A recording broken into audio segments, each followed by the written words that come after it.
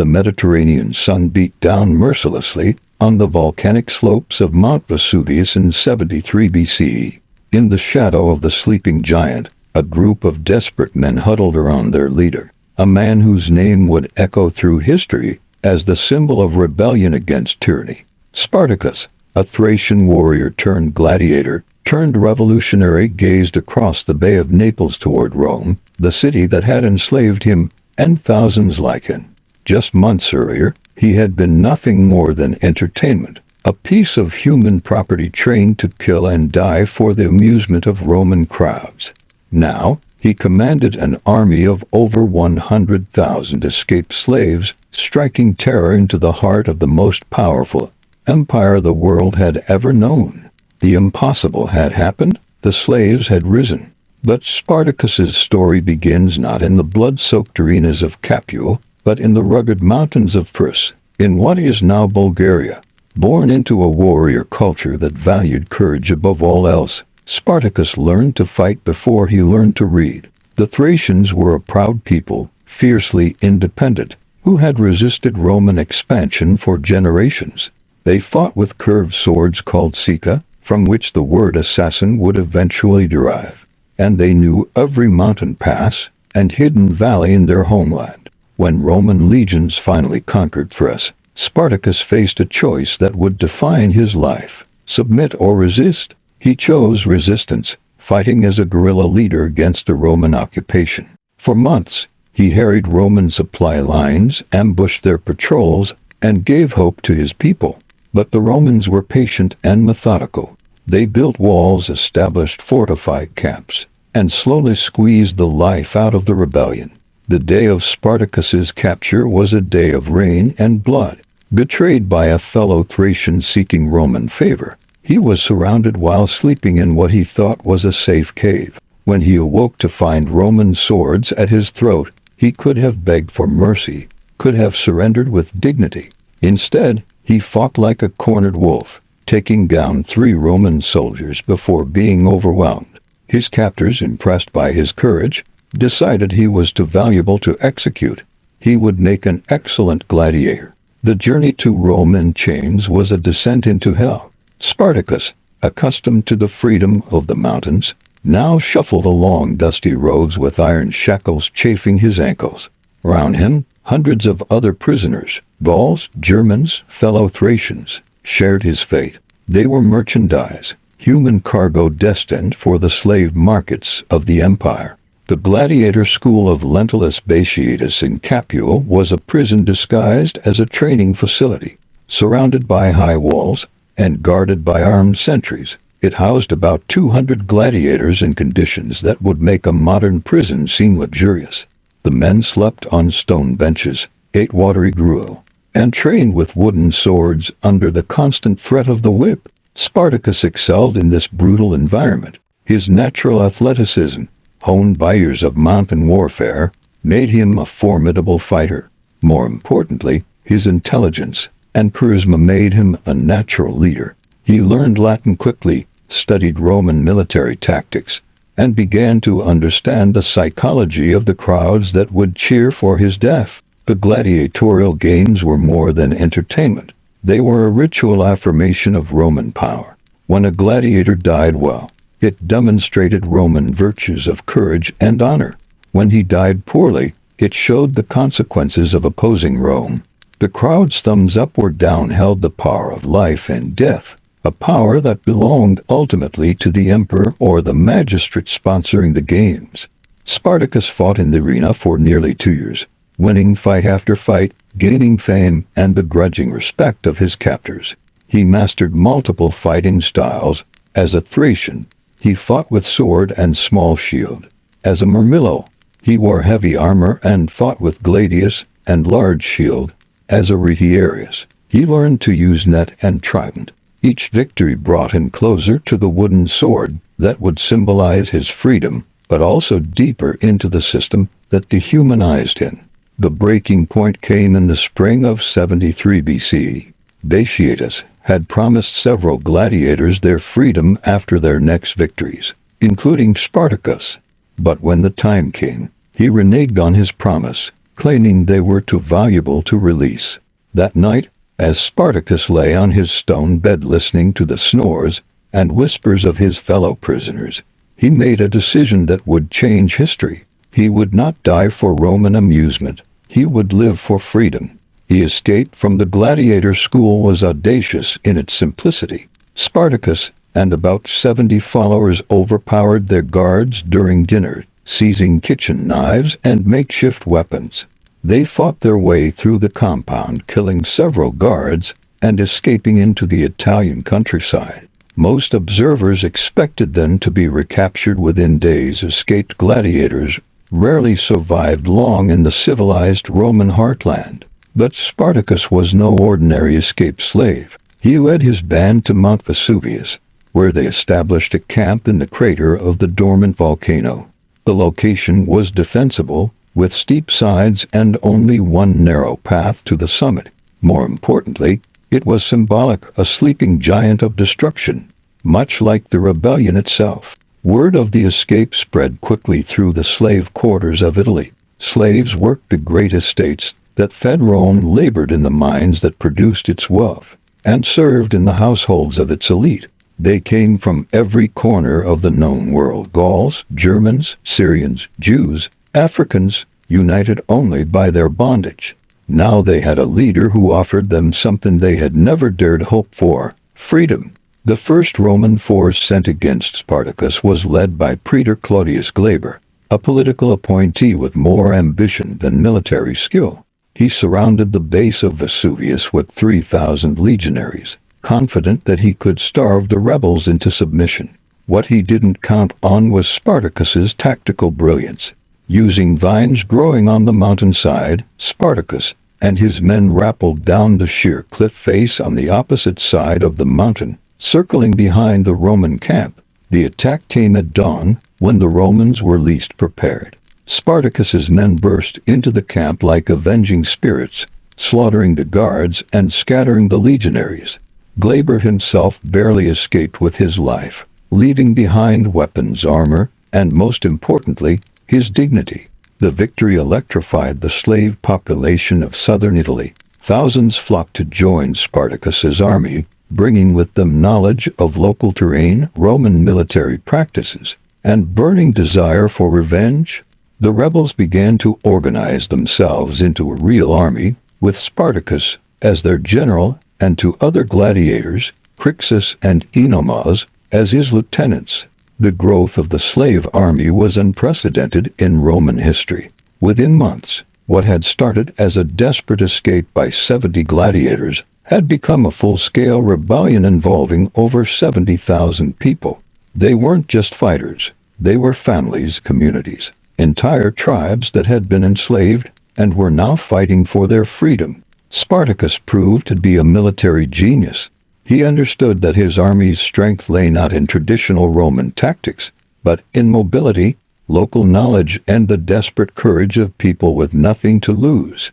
His forces moved like ghosts through the Italian countryside, striking Roman settlements and disappearing before reinforcements could arrive. The rebels' military successes were matched by their attempts to create a functioning society. They established workshops to manufacture weapons and armor, organized supply lines to feed their growing army, and even minted their own coins. Spartacus proclaimed the end of slavery wherever his army passed, freeing tens of thousands of additional slaves and adding them to his ranks. But perhaps most remarkably, Spartacus maintained discipline in an army composed of desperate men from dozens of different cultures and backgrounds. He forbade his soldiers from abusing captured Romans, understanding that cruelty would only unite Rome's enemies against him. He shared the hardships of his men, eating the same food and sleeping in the same camps. Most importantly, he never forgot that he was fighting not just against Rome, but for the fundamental human right to freedom. The Roman response grew more serious as the rebellion spread. Praetor Publius Varinius arrived with 2 legions, confident that professional Roman soldiers would make quick work of the slave rabble. He was wrong. At the Battle of the Salarius River, Spartacus employed a double envelopment that would have made Hannibal proud, surrounding and destroying an entire Roman legion. Varinius fled the field, and his military equipment fell into rebel hands. With each victory, Spartacus's strategic vision became clearer. He understood that his army could not defeat Rome in a conventional war. The empire's resources were simply too vast. Instead, he planned to lead his followers north, across the Alps, to freedom in Gaul and Germany. It was an audacious plan that would have taken his army across the length of Italy, but it offered the only real hope of permanent freedom. The march north in 72 BCE was a running battle across the Italian peninsula. Spartacus's army, now swollen to over 100,000 people, moved like a nation in migration. They fought off Roman attacks, captured cities, and freed slaves wherever they went. The rebellion had become a revolution, challenging not just the institution of slavery but the very foundations of Roman power. At the Battle of Mutina in northern Italy, Spartacus achieved his greatest military triumph. Facing the Roman army of Cassius Longinus, he feigned retreat, drawing the Romans into a carefully prepared ambush. When the trap was sprung, the Roman army was virtually annihilated. Spartacus had proven that slave soldiers, properly led and motivated, could defeat the best troops in the world. Victory at Mutina opened the path to the Alps and freedom. Spartacus's dream of leading his people to safety seemed within reach. But at this crucial moment, his army began to fragment. Many of his followers, drunk on victory and loaded with Roman plunder, refused to continue north. They wanted to stay in Italy to continue the fight against Rome, to exact revenge for years of suffering. The decision to turn south and march on Rome itself was the beginning of the end. Spartacus understood the military reality. His army could not capture the heavily fortified capital, and every day they remained in Italy brought them closer to destruction. But his followers had tasted freedom and victory, and they would not be denied their revenge. The Roman Senate, finally understanding the true scope of the threat, appointed Marcus Licinius Crassus to command the war against Spartacus.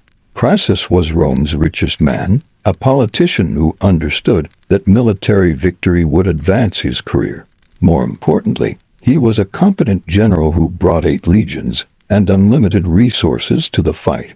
The final phase of the war was a deadly game of cat and mouse across southern Italy.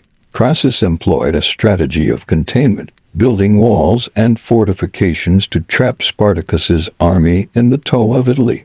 Meanwhile, Pompey returned from Spain with additional legions, threatening to steal Crassus's glory by finishing off the rebellion. Spartacus's last great escape attempt came during the winter of 71 BC. Faced with Crassus's wall across the Bruttium Peninsula, he loaded his army onto rafts and ships, planning to cross to Sicily where he could regroup and continue the fight. But the weather turned against him, and his improvised fleet was scattered by storms.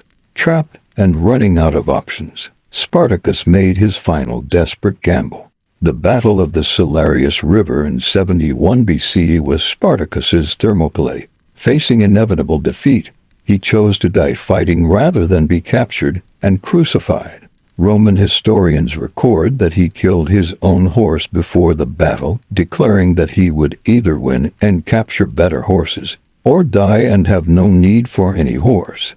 The battle was a massacre. Spartacus's remaining 60,000 followers, weakened by hunger and demoralized by constant retreat, were no match for Crassus's fresh legions.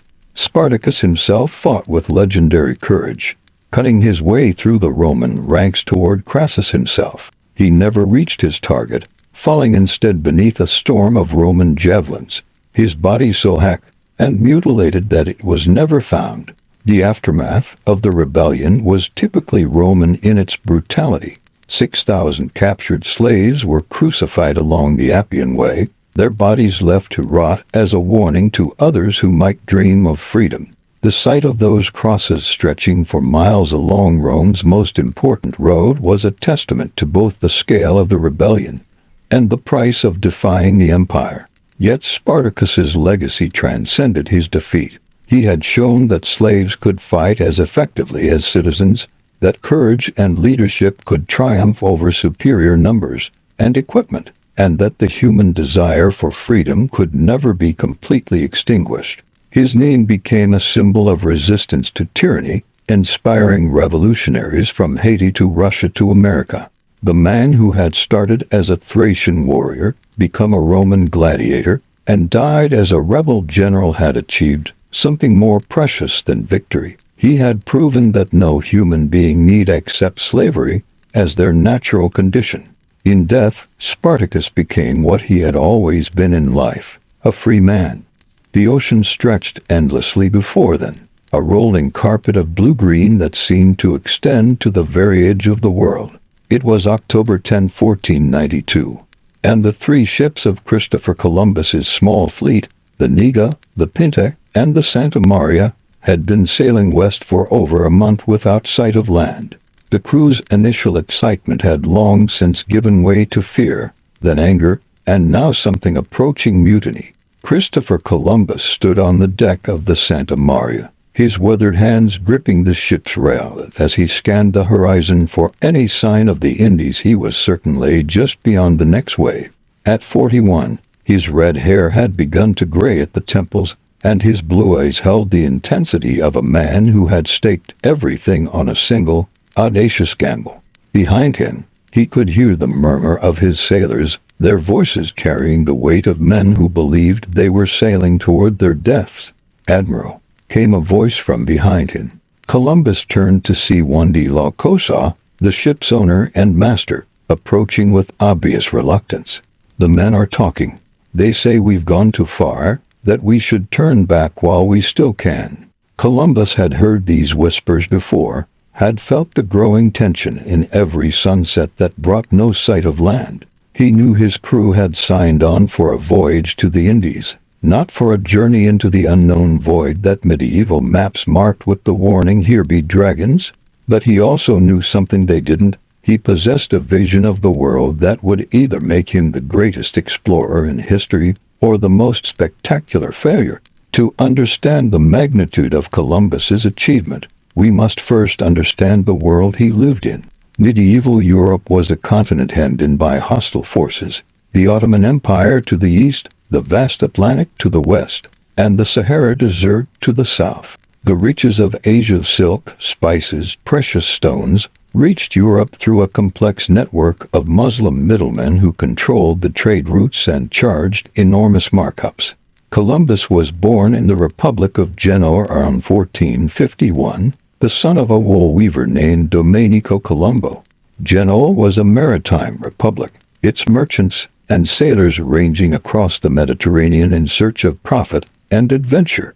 The young Columbus grew up in a world where the sea was both highway and livelihood, where fortunes could be made or lost with the turn of the tide. His early career was typical of a Genoese merchant sailor. He learned navigation, seamanship, and the art of reading wind and weather.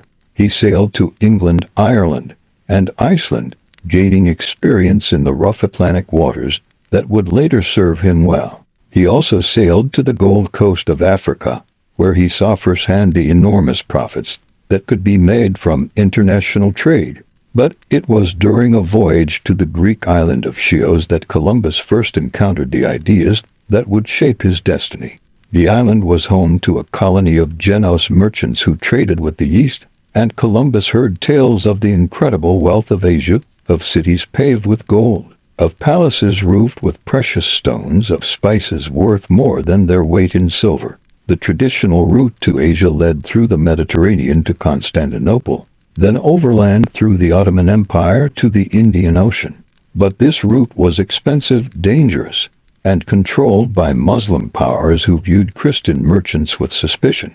Portugal had been trying to find a sea route around Africa, but progress was slow and costly. Columbus's revolutionary idea was deceptively simple. If the earth was round, as most educated people believed, then it should be possible to reach Asia by sailing west across the Atlantic. The concept wasn't new. Ancient Greek scholars had proposed the same idea.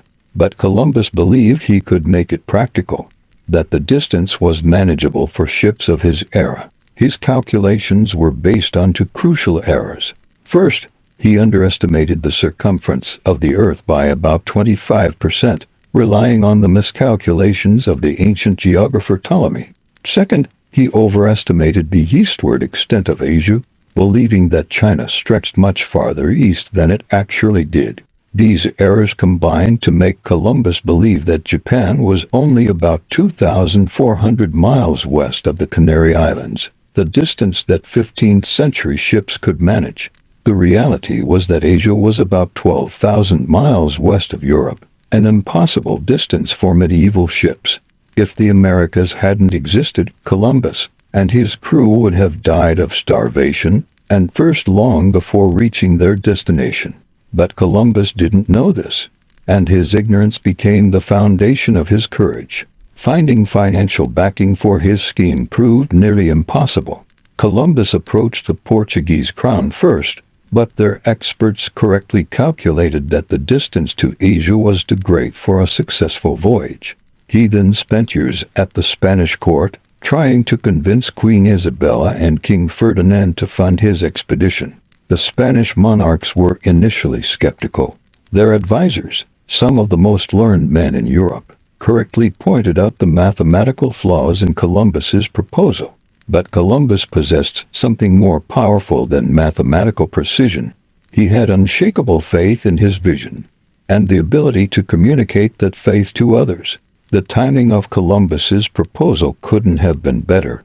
In January 1492, Spanish forces finally conquered Granada, the last Muslim stronghold in Spain, ending nearly 8 centuries of Islamic rule in the peninsula. The victory filled the Spanish court with confidence and a desire for new conquests. More practically, it freed up resources and manpower that could be devoted to exploration.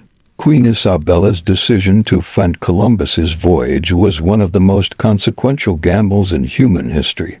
The cost was relatively modest, about the same as a medieval noble might spend on a wedding feast, but the potential rewards were enormous.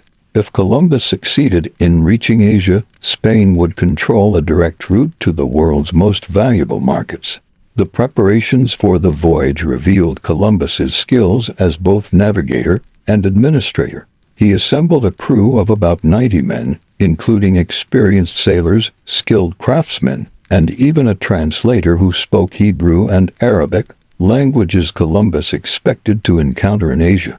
He carefully selected his ships. The Niga and Pinta were caravels, fast and maneuverable vessels perfect for exploration, while the Santa Maria was a larger now suitable for carrying supplies and trade goods. The fleet departed from Palos, Spain, on August 3, 1492. But Columbus's real journey began when they left the Canary Islands on September 6. From that point forward, they would be sailing into the unknown, beyond the reach of any rescue or resupply. The first weeks of the voyage were uneventful. The ships made good progress, pushed westward by the reliable trade winds. Columbus kept two logbooks, one recording the actual distance traveled, which he kept secret, and another with shorter distances that he shared with his crew to avoid panic. The deception was necessary because every league they sailed west was another league they would have to sail east to return home. As September turned to October, signs of strain began to appear. The crew had expected to reach the Indies within a month, but they had been sailing for twice that long with no sight of land. Worse, they had begun to encounter unfamiliar phenomena, floating seaweed, strange birds, and unusual weather patterns that suggested they were far from any known sea. Columbus's leadership during this crisis was masterful. He maintained his own confidence while addressing his crew's fears, pointing out promising signs like land birds and floating debris that might indicate nearby shores. He also made practical concessions, agreeing to turn back if they didn't find land within a few more days. It was a promise he might not have been able to keep, but it bought him the time he needed. The tension reached its peak on October 10th, when several crew members approached Columbus with an ultimatum: turn back or face mutiny. Columbus's response revealed both his desperation and his genius. He agreed to turn back if they didn't find land within 3 days. It was a compromise that satisfied no one completely, but gave everyone a stake in continuing the voyage. The breakthrough came at 2 a.m. on October 12, when Rodrigo de Triana, a lookout on the Pinta, spotted a white cliff gleaming in the moonlight. "Tierra, tierra," he shouted. "Land, land." The cry was taken up by the other ships, and for the first time in over a month, the sailors had something to celebrate. The island they had found was inhabited by the Taino people, who called it Guanahani. Columbus renamed it San Salvador and claimed it for Spain. The meeting between Columbus and the Taino was one of the most significant encounters in human history, the first contact between the Old World and the New in over 10,000 years. The Taino were a peaceful people who lived in harmony with their environment. They had no concept of private property, no written language, and no metal tools. To Columbus, they seemed to represent both the innocence of paradise and the vulnerability of potential converts to Christianity. He wrote in his journal that they would make good servants and could easily be converted to the faith. This first encounter established patterns that would define the relationship between Europeans and Native Americans for centuries to come. Columbus saw the islands through the lens of his own expectations, describing them as stepping stones to the riches of Asia. He believed he had reached the outer islands of the Indies, which is why he called the inhabitants Indians, a misnomer that persists to this day. Over the following weeks, Columbus explored several islands in what we now call the Bahamas, searching for the gold and spices he expected to find in Asia. The reality was disappointing. The islands were beautiful but contained little of the wealth he had promised his sponsors. Still, Columbus remained convinced that he was on the edge of a great discovery. The voyage to Cuba reinforced Columbus's belief that he had reached Asia. The island was large enough to be part of a continent, and its inhabitants spoke of a great king inland who possessed vast quantities of gold. Columbus believed he had found the outer coast of China, and he spent weeks exploring the Cuban coast, searching for the great cities described by Marco Polo. The discovery of Hispaniola in December 1492 seemed to confirm Columbus's hopes. The island was larger and more populous than any they had encountered, and its inhabitants possessed small amounts of gold. Columbus established a settlement called La Navidad, leaving behind 39 men to search for gold while he returned to Spain with news of his success. The return voyage nearly ended in disaster. Winter storms in the North Atlantic battered the small fleet, and the Santa Maria had already been lost in a grounding off Hispaniola. Columbus and his surviving crew finally reached the Azores in February 1493, more dead than alive after their ordeal. Columbus's reception in Spain was triumphant. He had accomplished what no one thought possible. He had sailed west across the Atlantic and returned with proof of new lands. The Spanish court received him with honors, and he was confirmed as Admiral of the Ocean Sea and Viceroy of the Indies. More importantly, he had demonstrated that the Atlantic was not an impassable barrier but a highway to new worlds. The impact of Columbus's voyage extended far beyond Spain. News of the discovery spread rapidly across Europe, inspiring other explorers and colonial ventures. The Portuguese, not to be outdone, intensified their efforts to reach Asia by sailing around Africa. The result was an age of exploration that would transform the world.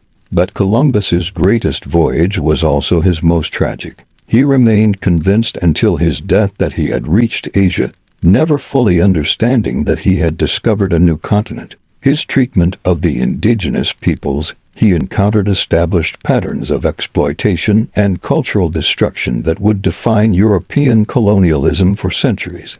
The man who had dreamed of reaching the Indies by sailing west had instead bridged two worlds that had been separated since the last ice age. His courage and vision had changed the course of human history, but at a cost that would only become clear in the centuries that followed. Columbus had not just discovered America. He had set in motion the forces that would create the modern world. The gaslight flickered and died in the workshop at Menlo Park, New Jersey, leaving Thomas Alva Edison and his team in darkness.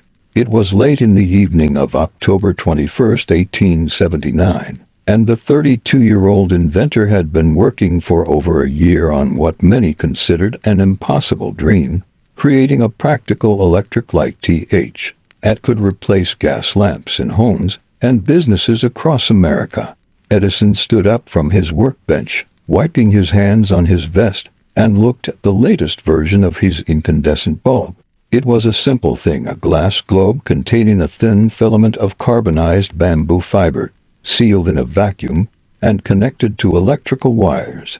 For the past 13 months, he and his team had tested over 6,000 different materials for the filament, each one burning out within minutes or hours. "Let's try it again, boys," Edison said to his exhausted assistants. His voice carried the quiet confidence of a man who had failed thousands of times and learned something from each failure. He connected the bulb to his electrical system, adjusted the voltage, and watched as the filament began to glow with a warm, steady light. 1 hour passed, then 2, then 10. The bulb continued to shine, casting its revolutionary glow across the workshop. Edison had done it. He had created the first practical incandescent light bulb, an invention that would transform not just how people lit their homes, but how they lived, worked, and thought about the world around them. But to understand the magnitude of this achievement, we must journey back to Edison's humble beginnings in Milan, Ohio, where he was born in 1847. The youngest of 7 children, Thomas showed an early curiosity about the world that often got him into trouble. His formal education lasted only 3 months. His teacher declared him addled and incapable of learning. His mother, Nancy, withdrew him from school and taught him at home, nurturing his natural inquisitiveness and love of reading. At age 7, Edison's family moved to Port Huron, Michigan, where young Thomas began his lifelong pattern of turning problems into opportunities.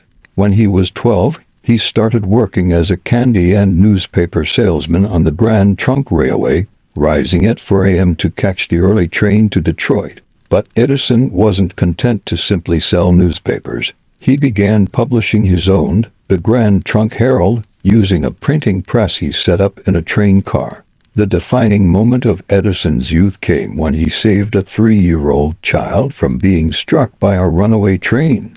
The grateful father, a telegraph operator, offered to teach Edison the telegraph system as a reward. This skill would prove invaluable, as telegraphy was the cutting-edge technology of the day, the Internet of the 19th century.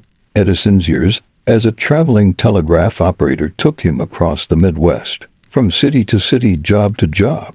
He worked night shifts so he could spend his days reading and experimenting. He devoured scientific journals, technical manuals, and the works of great inventors like Michael Faraday. More importantly, he began to understand how invention could be turned into business, how technical innovation could create commercial value. His first successful invention came in 1868, an automatic vote recorder for legislative bodies. Edison was convinced that politicians would want a device that could speed up the voting process, but he discovered that legislators actually preferred the slow, traditional method because it gave them time to negotiate and change votes. The rejection taught him a crucial lesson: invention without market demand was worthless.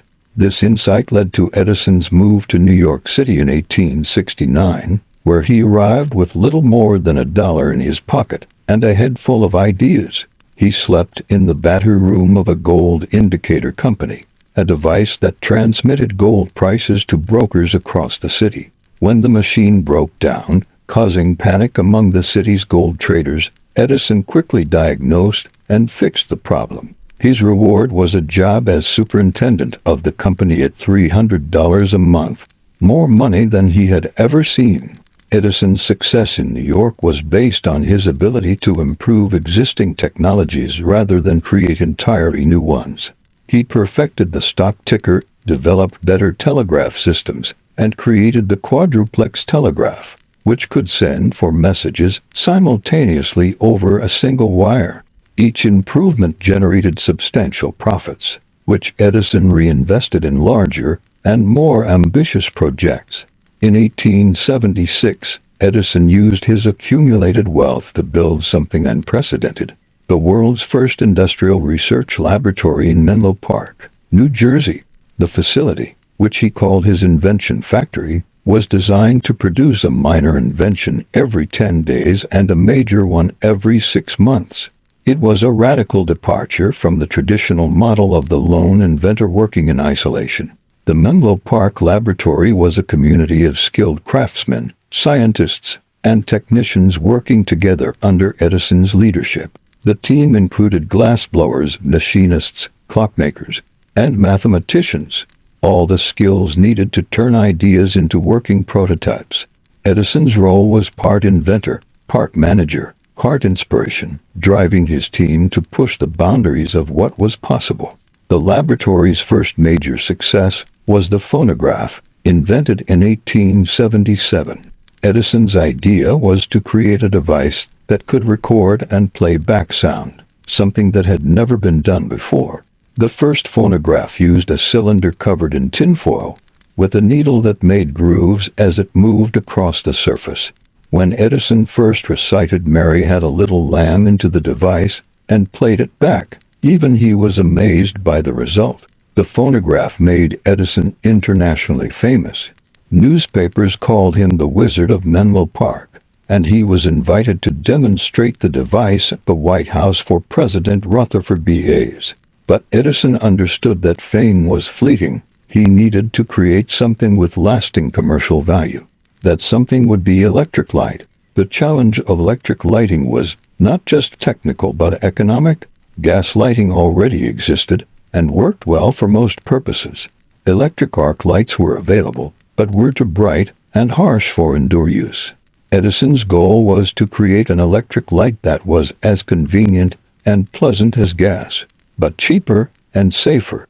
The key insight was that electric lighting needed to be a complete system, not just a single invention. Edison envisioned a network of power stations generating electricity, wires carrying it to homes and businesses, and thousands of individual light bulbs consuming it. This system would need to be reliable, safe, and economically viable to compete with gas lighting. Edison's approach to the light bulb problem was characteristic of his method: systematic experimentation combined with relentless persistence. He and his team tested thousands of materials for the filament, from platinum to carbon to various plant fibers. Each failure taught them something about the properties they needed: high resistance to heat, low electrical resistance, and the ability to maintain these properties in a vacuum.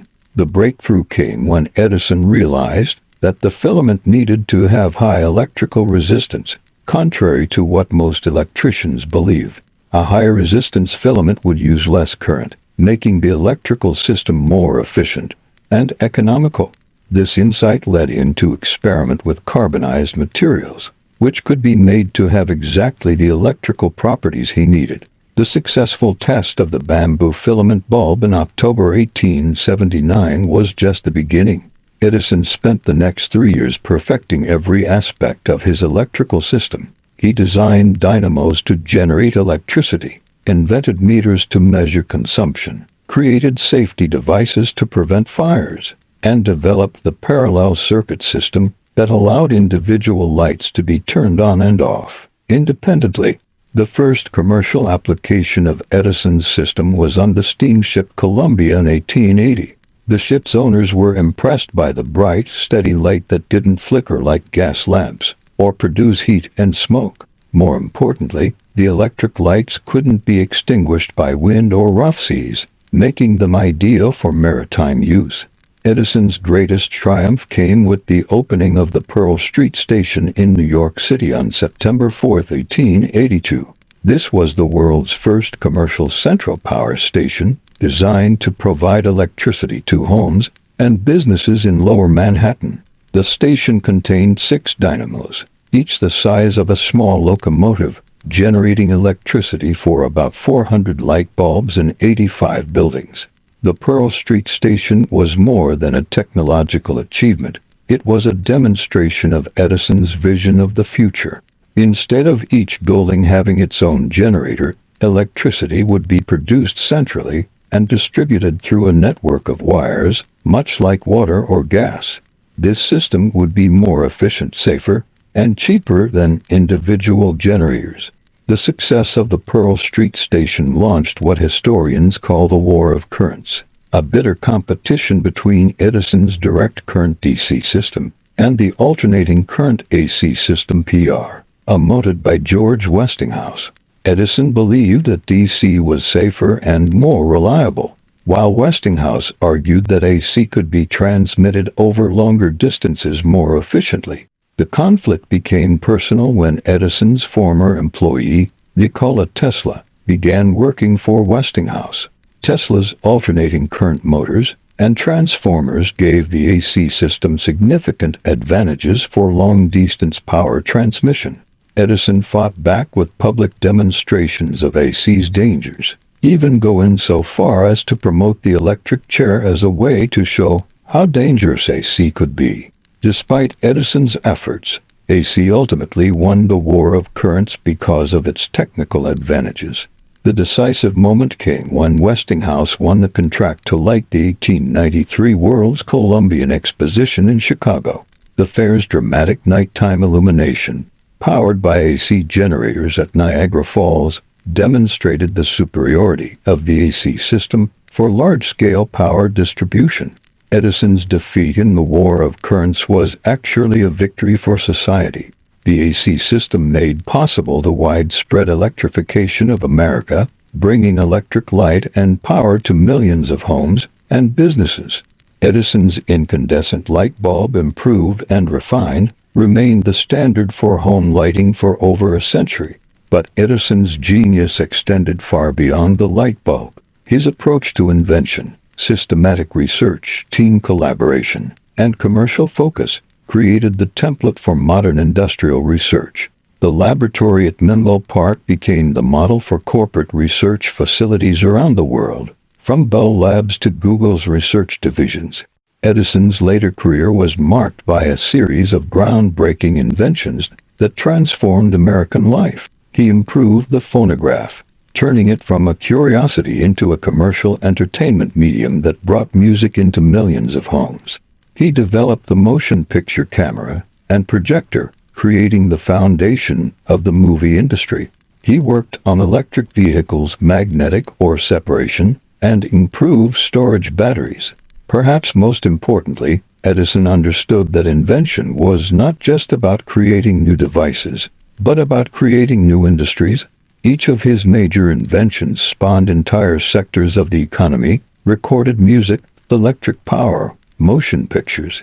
He didn't just invent the light bulb, he created the electrical industry that powers our modern world. The workshop at Menlo Park, where Edison's team had labored through the night to perfect the incandescent bulb, became a symbol of American innovation. The steady glow of that first successful light bulb on October 21, 1879, marked the beginning of the modern age, an age of electric power, mass communication, and technological progress that continues to this day. Edison's legacy is not just the 1,093 patents he received, or the companies he founded that became General Electric. His greatest achievement was proving that innovation could be organized, systematized, and directed toward solving humanity's greatest challenges. The man who started as a telegraph operator's apprentice had become the wizard who brought light to the world, illuminating not just homes and streets, but the path to our technological future. When Edison died in 1931, electric lights across America were dimmed for 1 minute in his honor. It was a fitting tribute to the man who had literally brought light to the world, transforming the way people lived, worked, and dreamed about the future. The boy who had been dismissed as addled by his teacher had become one of history's greatest innovators, proving that genius is indeed 1% inspiration and 99% perspiration. From the blood-soaked sands of Roman arenas to the uncharted waters of the Atlantic, from the workshops of industrial America to the corridors of power, these three remarkable individuals shared a common thread that binds all great figures of history. They dared to imagine a world different from the one they inherited. Spartacus, the Thracian gladiator who became the symbol of resistance to tyranny, showed us that the human spirit cannot be permanently enslaved. His rebellion, though ultimately unsuccessful, proved that ordinary people possess extraordinary courage when fighting for their fundamental rights. Every civil rights movement, every struggle for independence, every fight against oppression carries the echo of Spartacus's defiant cry for freedom. Christopher Columbus, the Genos navigator who connected two worlds, demonstrated the power of vision combined with unwavering determination. His miscalculations about geography became the foundation for one of history's greatest accidents, proving that sometimes being wrong about the details can lead to being spectacularly right about the possibilities. Columbus reminds us that the greatest discoveries often come from those brave enough to sail beyond the horizon of conventional wisdom. Thomas Edison, the wizard of Menlo Park who illuminated the modern world, embodied the revolutionary idea that innovation could be systematized and commercialized. His approach to invention, combining scientific method with business acumen, created the template for the technological progress that defines our modern age. Edison showed us that genius is not just about having great ideas, but about having the persistence to turn those ideas into reality. These three lives, separated by centuries and continents, share remarkable similarities. Each faced seemingly impossible odds and overcame them through a combination of courage, intelligence, and sheer determination. Each challenged the accepted wisdom of their time and paid a price for their audacity, and each left a legacy that continues to inspire and influence us today. Their stories remind us that history is not made by abstract forces or inevitable trends, but by individual human beings who choose to act when action seems impossible. They prove that one person, driven by conviction and willing to risk everything, can indeed change the world. What would you have done in their place? Would you have joined Spartacus in his rebellion against Rome, knowing that freedom was worth any price? Would you have sailed west with Columbus into the unknown Atlantic, trusting in a vision that contradicted accepted wisdom? Would you have worked alongside Edison in his laboratory, believing that human ingenuity could solve any problem? These are not just historical questions. They are challenges that face each of us in our own lives. We may not lead slave rebellions or discover new continents or invent revolutionary technologies, but we all face moments when we must choose between safety and possibility, between conformity and courage, between accepting the world as it is and daring to imagine what it could become. The greatest lesson from these three extraordinary lives is that ordinary people can achieve extraordinary things when they combine vision with action, when they refuse to accept that the word impossible is the final answer to human dreams. Whether we're fighting for justice like Spartacus, exploring new frontiers like Columbus, or innovation like Edison, we all have the potential to write our own chapter in the great story of human achievement. So the next time you flip a light switch, remember Edison's years of patient experimentation. When you stand up for what's right, think of Spartacus facing down the Roman Empire.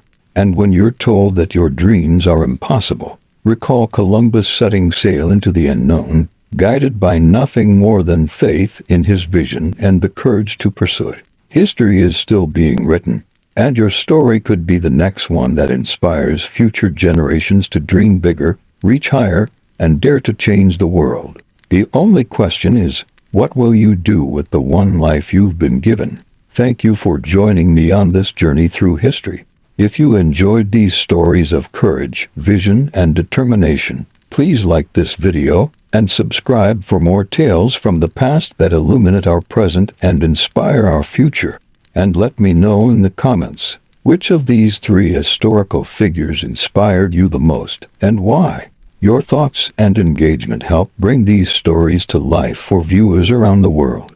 Remember, the greatest adventures in human history began with a single step, a single decision, a single person willing to risk everything for the chance to make a difference. What step will you take today?